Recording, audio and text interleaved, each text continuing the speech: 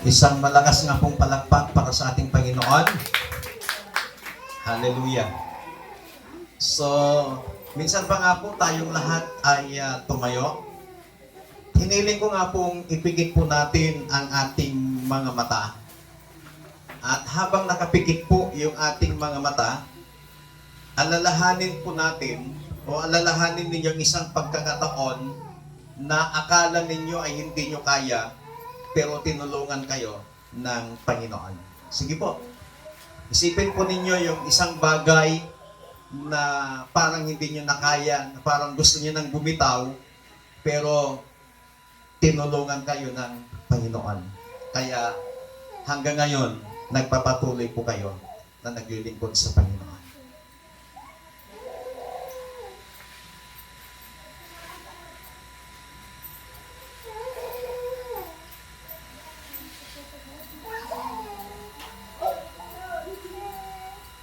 Sa inyong naalala po, sino po ang tumulong sa inyo? Jesus. Sino ang nagbigay sa inyo ng lakas? Jesus. Sino ang hindi nang iwan sa inyo? Jesus. Palakpakan po natin ang Panginoon. Maaari na po kayong umupo. Kapag meron pa akong sasabihin, ang isasagot niyo po ay, God was faithful. Okay? Pero yung panghuli kong sasabihin, ang isagot nyo ay, God is still faithful. Naintindihan po ba natin? Okay. When I was weak, God was faithful. when I was afraid, God was faithful. when I was in trouble, God was faithful. and today, God is still faithful. palakpakan natin ang Panginoon. Kaya ko po pinagawa yan dahil ang ating pag-uusapan ay God is faithful. Nasa series po tayo ngayon about faithful, yung tapat, katapatan. Pero bago po natin maunawaan ang katapatan, titingnan po muna natin kung sino yung tapat po sa atin. Sa Lamentation, chapter 3, verses 22 to 23, sa magandang balita Biblia, pag-ibig mo, Yahweh, ay hindi nagmamaliw. O kahabagan mo'y walang kapantay. Ito ay laging sariwa, bawat umaga. Katapatan mo'y napakadakila. Si Yahweh ay akin, sa Kanya ako magtitiwala. Mula sa talatang ito ay nais ko pong mangusap sa paksa ng mensahe ng Panginoon, God is faithful. Ang Diyos ay tapat. May mga pagkakataon sa ating mga buhay na ang tao ay binibigo tayo. Ang tao ay nafe-feel tayo. Maraming mga pangako sa atin ng tao minsan, pero hindi natutupad. Binibigo tayo minsan ng tao. Ang mga sirkumstansya nagbabago. May mga pagkakataon ng ating mga plano ay hindi natutupad. But merong isang person na kailanman ay hindi nagbabago. Yan ay ang ating Panginoong Diyos. People can change, but God remains faithful. We may become weak, but God remains faithful.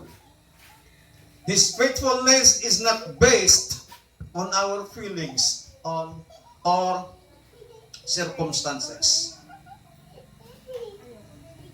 Nagbabago ang panahon, pero ang Diyos hindi nagbabago. Pabago-bago yung mga sirkumstansya na nararanasan natin sa ating mabuhay, pero ang Diyos nananatiling tapat. Ang katapatan ng Panginoon ay hindi nakabase sa ating mga nararamdaman or mga sirkumstansya sa ating mga buhay. Ang Diyos ay hindi nagbabago. Ang Diyos ay laging tapat sa ating mga buhay. Para mas lalo po nating maunawaan ang salitang faithful or faithfulness, dapat maunawaan po muna natin yung katapatan ng ating Panginoon. Ang Diyos ay laging tapat. Tandaan po natin yan. Ang Diyos ay laging tapat, mapagkakatiwalaan, maasahan sa kanyang mga pangako, at nananatiling tapat sa anumang season ng ating mga buhay. Ang tanong ay, papaano ng katapatan ng Diyos ay mapagkakatiwalaan natin sa anumang panahon ng buhay?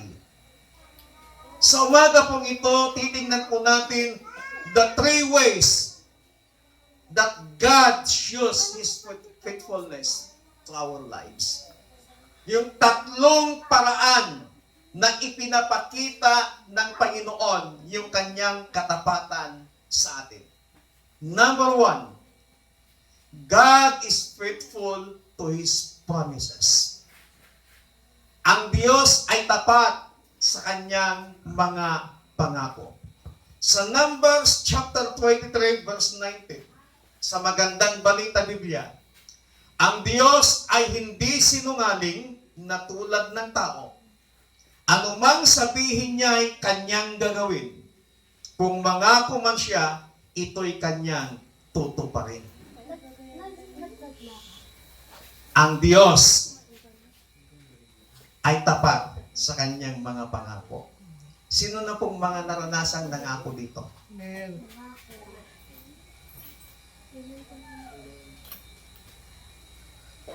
Yung pangako niyo ba natupad niyo? Yung iba. Sometimes may mga pangako tayo na hindi natin nagagawa because we are human. May mga kahinaan tayo. Pero, yung pangako ng Diyos, kailanman ay hindi niya tayo binibigo. Tapat ang Panginoon sa kanyang mga pangako. God's promises are true. Yung mga pangako ng Diyos ay totoo. Maliwanag sa binasa po natin that God cannot lie. Ang Diyos ay hindi sinungaling tulad ng tao, ang sabi ng binasa po natin. Tapat ang Diyos at kung anuman ang kanyang ipinangako, ito ay kanyang gagawin. Yung salita ng Panginoon ay laging mapagkakatiwalaan. Kung anuman ang sinabi ng Panginoon, kung anuman yung binitawan na salita ng Diyos, ito'y kanyang gagawin. Kaya dapat paniwalaan po natin ang salita ng Panginoon na kahit may mga sirkumstansya na nangyayari sa ating mabuhay, lagi po nating pagtiwalaan ang pangako ng Diyos because God's promises or God is faithful to His promises. God's promises is true. God's promises are sure. Pag pinangakuan tayo ng tao, huwag ka kaagad umasa. Kasi hindi mo sigurado kung matutupad niya yon. Huwag mong asahan kung ano man yung ipinangako sa iyo ng tao. Kasi baka mamaya, kinabukasan, nagbago yung pakiramdam niya, nagbago yung feelings niya, nagkaroon ng mga sirkonstansya. Kaya yung pangako niya hindi na maasahan. But ang Diyos, kung ano man yung ipinangako niya, ito ay totoo. Not one of God's promises failed. Kung basahin po natin from Genesis to Revelation, walang pinangako ang Panginoon na hindi niya tinupad. Walang ipinangako ng Panginoon na kanyang kinalimutan. Sapagkat ang ating Diyos ay hindi makakalimutin. His promises do not change with circumstances. Anumang sirkumstansya ng buhay, yung pangako ng Panginoon ay hindi nagbabago. Yung pangako ng Diyos ay tiyak. What He promised, He is able to fulfill. Habang tayo po ay naghihintay doon sa pangako ng Diyos na mangyayari sa buhay mo, patuloy tayong magtiwala sa ating Panginoon sapagkat ang ating Diyos, ang ipinangako ng Panginoon ay maaasahan. God's promises gives us hope. Yung pangako ng Panginoon ang siyang nagbibigay sa atin ng lakas, ang siyang nagbibigay sa atin ng pag-asa sa panahon ng mga problema, sa panahon ng mga pagsubok, sa panahon ng kahirapan, sa panahon ng mga sirkumstansya ng ating mga buhay. Ang pangako ng Panginoon, I will help you, I will strengthen you. Ito yung nagbibigay ng pag-asa, ito yung nagbibigay ng lakas po sa atin.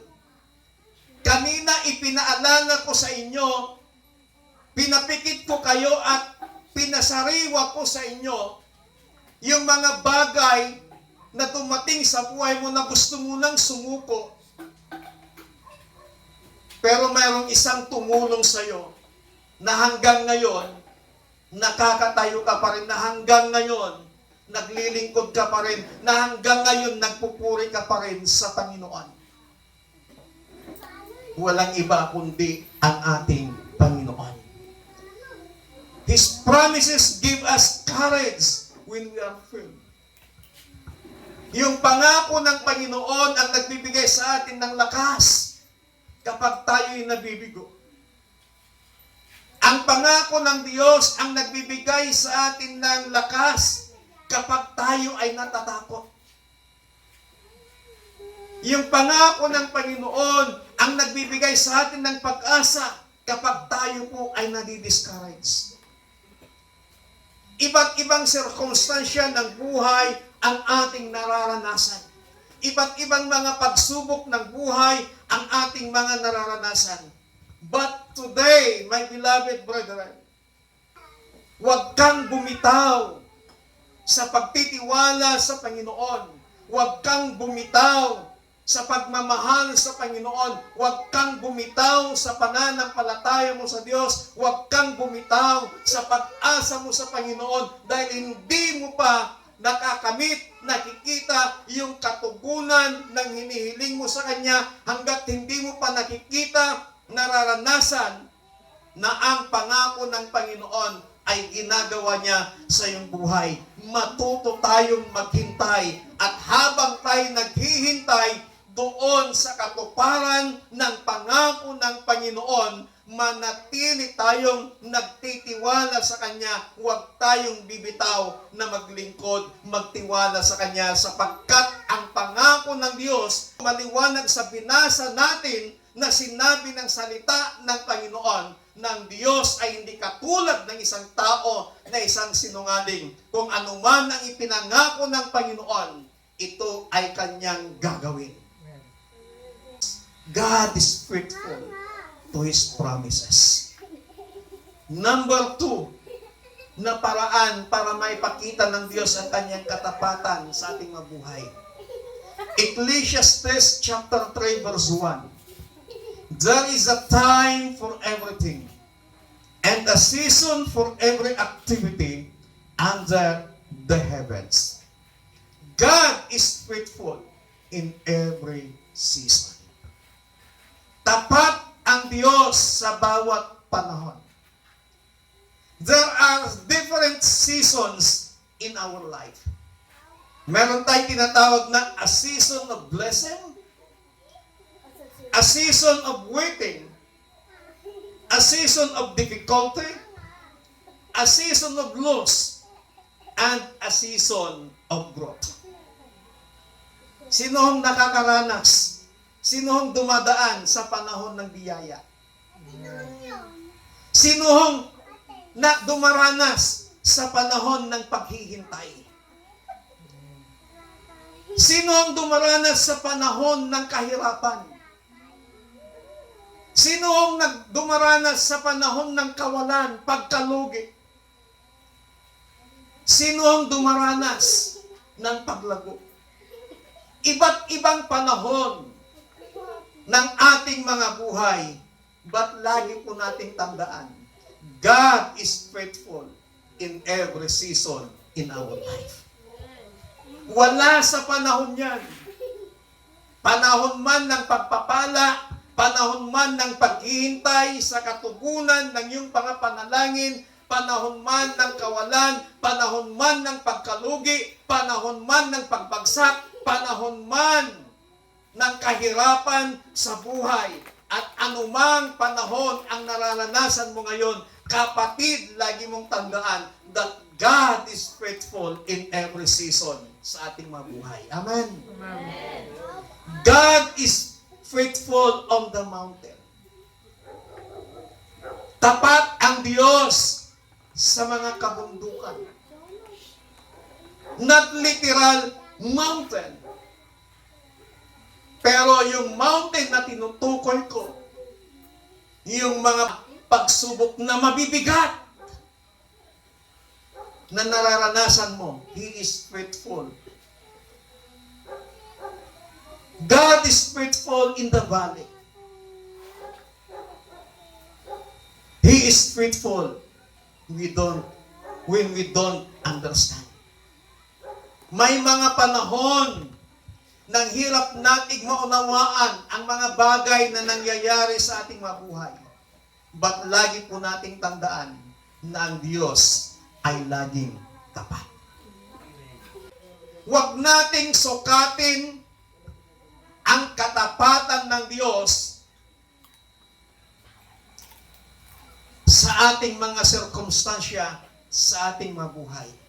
But in every season of our lives, count the faithfulness of God in your life. Amen? Kapag ikaw ay dumaranas ng iba't ibang pagsubok, kapag ikaw ay dumaranas sa iba't ibang sirkumstansya ng iyong buhay, hindi nangangahulugan na wala ang Diyos. Hindi nangangahulugan na wala ang presensya ng Panginoon.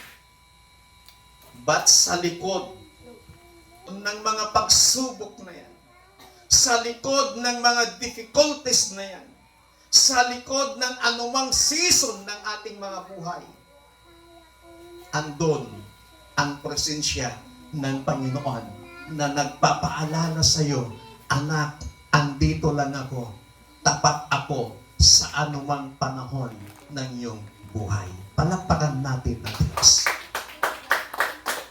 Pangatlo at ang panghuli, God is faithful when we fail. 2 Timothy chapter 2 verse 13. Kung tayo man ay hindi tapat, siya'y nananatiling tapat pa rin, sapagkat hindi niya maaaring itakwil ang kanyang sarili. Ang Diyos ay tapat kapag tayo po ay bumabagsak. Sino pong nakaranas ng bumagsak sa Panginoon?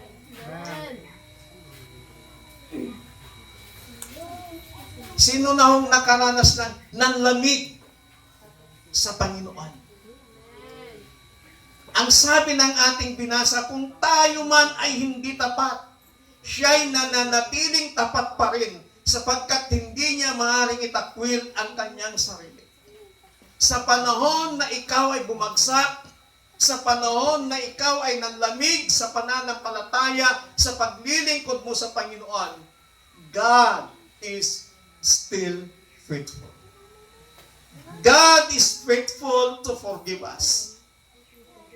Alam ng Diyos yung ating mga kahinaan. Alam ng Diyos yung ating mga failures. At kapag tayo ay lumapit sa Kanya at humingi ng tawad, ang sabi ng Biblia, 1 John 1:9, if we confess our sins, He is faithful and just to forgive us. There's no sorry in the sight of God.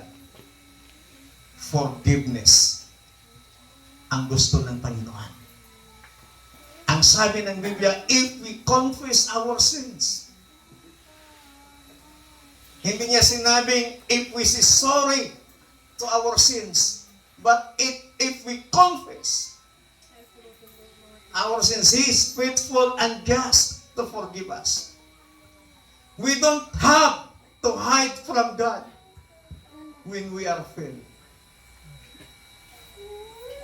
Huwag tayong magtago sa Panginoon. Huwag nating takbuhan ang Panginoon kapag ikaw ay nakakaranas ng failure sa buhay mo. Ito yung panahon na mas lalo kang lumapit sa Diyos kapag marami kang failures sa buhay mo. Kapag ikaw ay bumabagsak sa buhay mo, don't hide God. Don't run away from God. But instead, confess your failure and stop running away from God. Amen? God is faithful to restore us. Kapag ikaw ay na-failure, kapag ikaw ay bumagsak at lumapit ka sa Panginoon, ang Diyos ay tapat para ikaw ay muli niyang buuin. Ang Diyos ay laging tapat upang ikaw ay kanyang ibangong muli. Alam natin yung pagbagsak ni David. Pero lumapit siya sa Panginoon. Yung paglapit ni David sa Panginoon, muli siyang ibinangon ng Diyos. Yung ating mga failure sa buhay, yung ating mga pagbagsak sa buhay, hindi nangangahulugan na katapusan na ng ating mga buhay. Kapag lumapit ka sa Panginoon, ikaw ay kanyang muling ibabangon. Ikaw ay kanyang muling itataas. Ikaw ay kanyang i-restore. Kaya huwag nating hayaan na yung ating mga failure sa buhay ay taputin tayo. Huwag nating hayaan na yung ating mga failure sa buhay ay ilayo niya tayo sa paglilingkod sa Panginoon. God is faithful to give us another opportunity. Hindi ka lamang patatawarin ng Panginoon, hindi ka lamang ibabangong muli ng Diyos. Ibigyan ka pa ng pagkakataon ang Panginoon. Because God is a God of many chances. Si Peter, he denied Jesus 3 times. But Jesus restored Peter and gave him a responsibility. Biruin mo, itinatnuan niya si Jesus harap-harapan. Nung hinuhuli si Jesus, ang tapang ni Peter, hinugot pa niya kanyang espada at tinigpas yung tainga nung isa sa mga humuli kay Jesus. Ipinakita ni Peter sa mga disciples, sa mga tao na kayang-kaya niyang ipaglaban si Jesus. Pero dumating yung time na yung kanyang sarili na buhay na niya ang nanganganib, buhay na niya ang nakataya. Tinanong siya at sinabi ng mga tao, itong taong to, kasama niya si Jesus.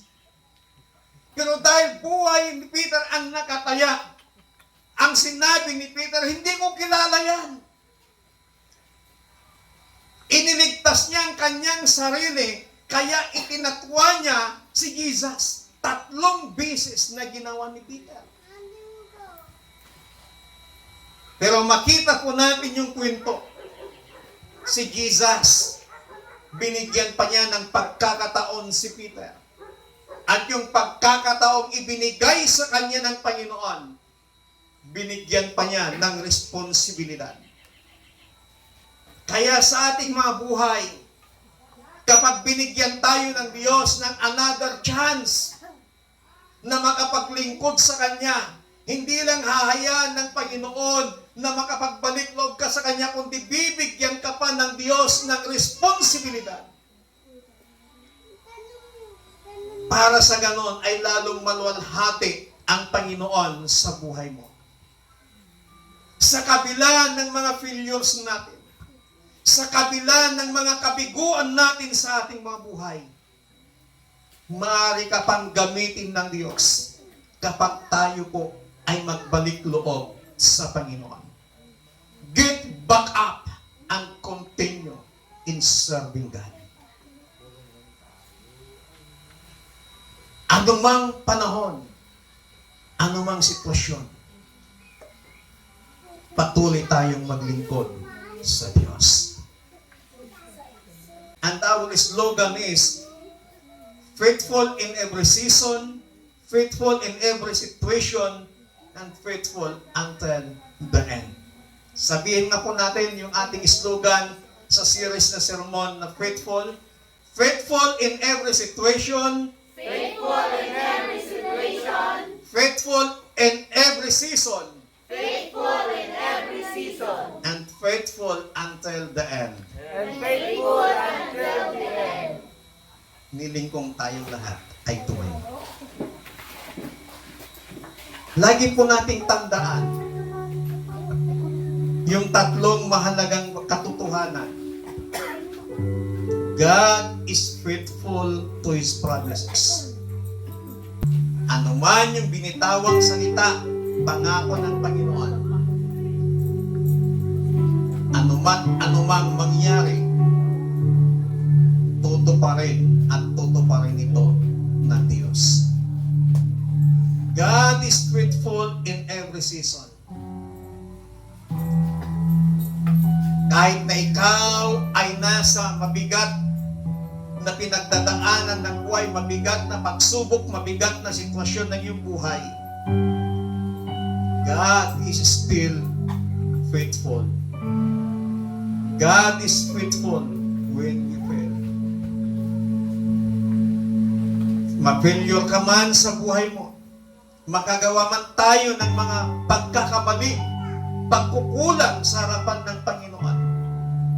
At kapag tayo'y magbalik loob sa Kanya, Siya ay tapat para tayo ay bigyan ng pagkakataong muli na makapagsimula ng ating mga buhay. Our failure does not cancel God's faithfulness. Marahil sa oras na ito, you are in the waiting process doon sa promise ni God sa buhay mo. Patuloy kang magtiwala sa Panginoon. Marahil sa oras na ito, you are going through a difficult season. Marahil ikaw ay nakaranas ng pagkabigo. Nabigo mo minsan ang Panginoon sa buhay mo. Pero kapag tayo bumalik sa Diyos, muli ka niyang yayakapin. Whatever our situation, whatever your season in life, lagi nating tandaan, His promises are faithful. His presence is faithful. His grace is faithful. Marahil din natin naunawaan ang lahat ng bagay na nangyayari sa ating mga buhay.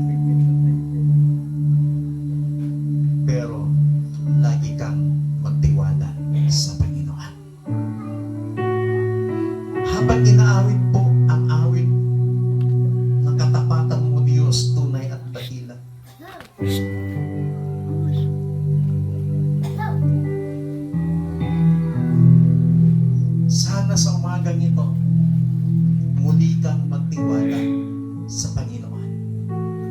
Muli mong ibalik ang pagtitiwala mo sa Diyos. Hallelujah. Katapatan mo, O Diyos, tunay at dakila. Ang pag-ibig mo'y wagas at walang kapantay.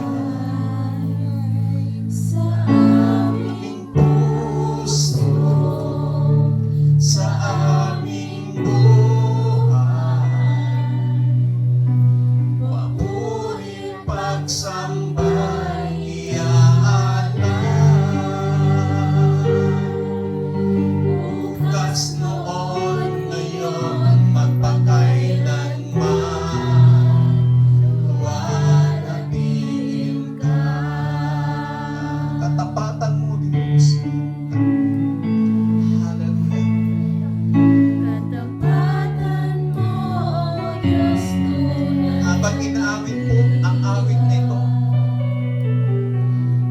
Ibig mo inanyayahan ka ng Panginoon na muling magtiwala sa Kanya. Inanyayahan tayo ng Diyos na muli nating ibigay sa Kanya ang ating pagtitiwala. Tapat ang Diyos na ating pinaglilingkuran. Tapat ang Diyos sa Kanyang mga pangakong binitawan. Tapat ang Diyos sa lahat ng panahon ng ating mga buhay. Tapat ang Diyos sa panahon ng ating mga kabiguan. Hallelujah. Oh, praise Jesus.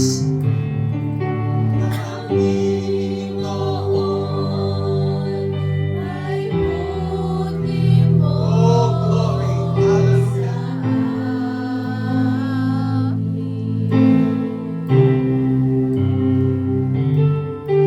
Ikaw lamang ang tanging ko sa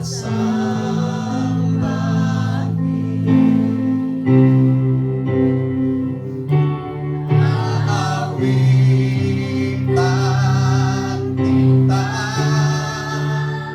at pupurihin,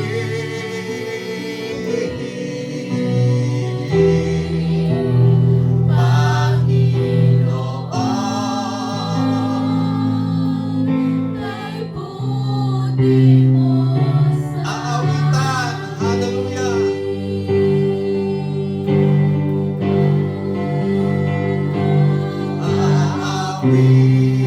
Aawitan kita at pupurihin,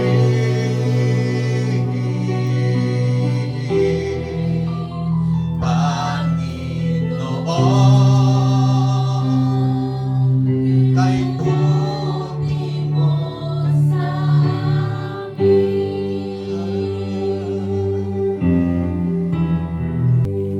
Panginoon, salamat sa inyong katapatan sa aming mabuhay. Sa umagang ito, Panginoon, tanggapin mo ang aming pagtitiwala sa inyo. Dahil ikaw ay Diyos na tapat sa inyong mga pangako. Ikaw ang Diyos na tapat sa lahat ng panahon. At ikaw ang Diyos na tapat kahit ikaw ay aming binigo sa aming mga buhay, still nananatili kang tapat sa amin. Salamat sa iyong pag-restore sa amin, Panginoon. Salamat sa pagkakataong ibinigay mo sa amin para ikaw ay aming muling pagtiwalaan. Salamat sa isang pagkakataon na ibinigay mo sa amin, Panginoon, para makapagsimulang muli sa aming mga buhay. Salamat, salamat, salamat, Panginoon.